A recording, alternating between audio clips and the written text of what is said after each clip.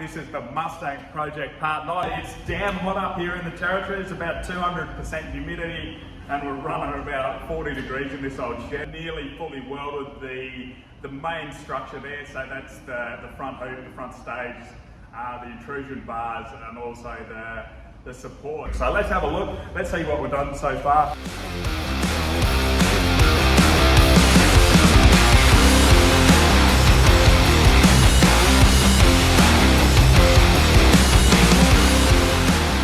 Going to attack the main structure in a couple more spots before we start welding. It's time to give it a crack.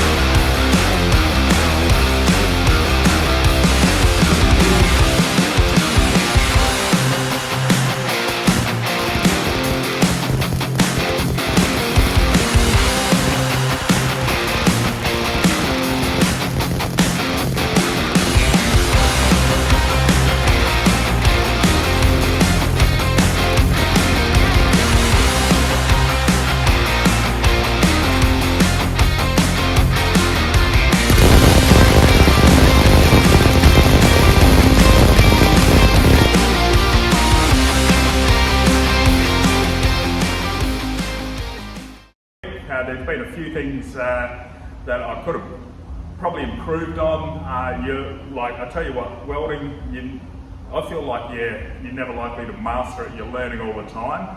But we did find a tricky little piece of kit, a magnifying lens to drop into the welding helmet. One of the biggest challenges with welding is actually having a really clear view or being able to see what you're trying to do really well. Look, this helmet's not bad. It's a sub $200 helmet. It's probably closer to 150 bucks to be honest. I could not see clearly through it, especially with glasses. There were periods where it felt a little bit blind. So we ended up purchasing the Unimig RWX 8000. This has got 4 sensors and it also has you can set it up digitally on the back, which is quite cool. Still, I was struggling a little bit just once because it's so hot. It's probably about 40 degrees in this shed and the humidity's up near 80-90% at the moment and the build up here. So what was happening was I was getting a couple of drops of sweat run under the lens of my glasses and it sort of interrupts that smooth steady flow that you want when you're welding.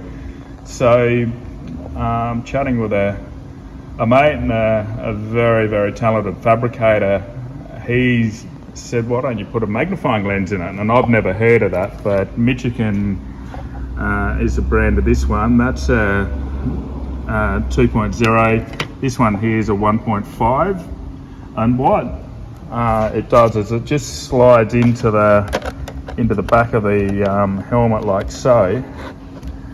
And it has enabled me to leave the glasses on the bench and actually really be able to see what I'm welding. What we have found though is we need to remove those chassis rails just one last time so we can push the cage forward so I can get a good bead of weld on the lower rear intrusion bar.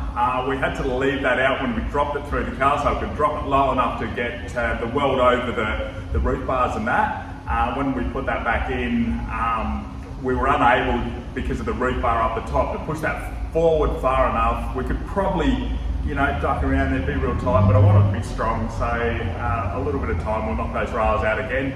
That will mean that once we get that done, the front structure's completely done. We'll put the rails back in, then we'll mark the position where the cage is actually going to rest and get mounted to. We'll work on boxing up under the rear hoop. Once that's done, we can set its position and then move on to doing the rear stays, the diagonals and the taxi bar.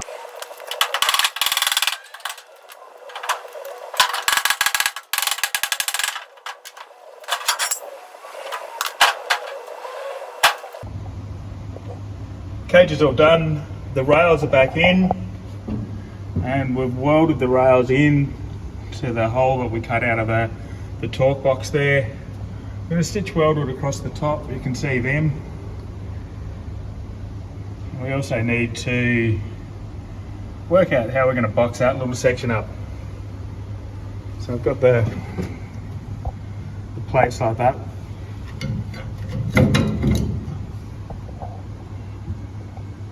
I need to get some more 3mm. We'll contour that down here and might point that back in actually, and obviously a little section along there, and that will fully box it in.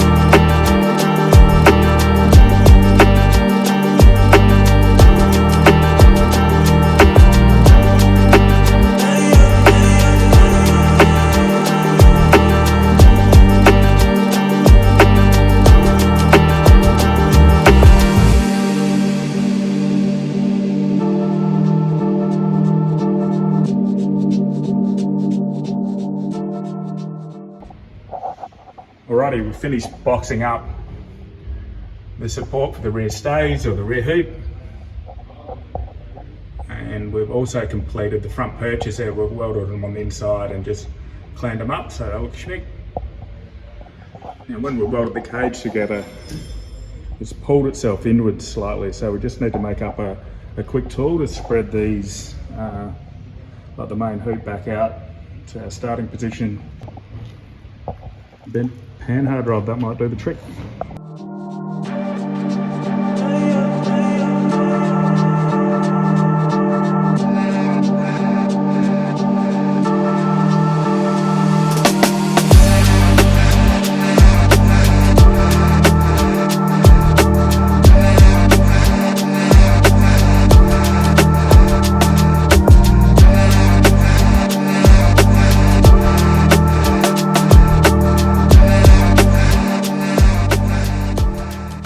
So we got all the perches welded in.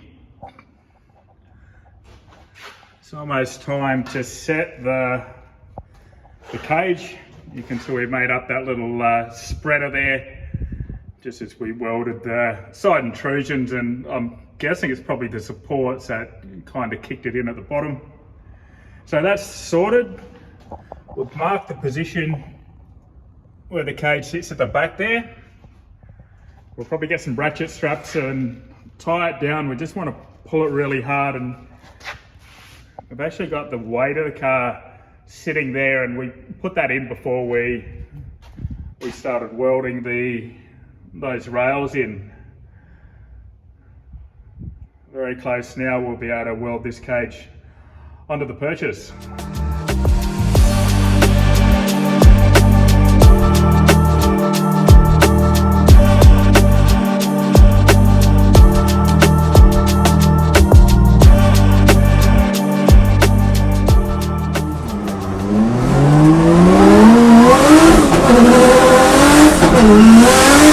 Bye.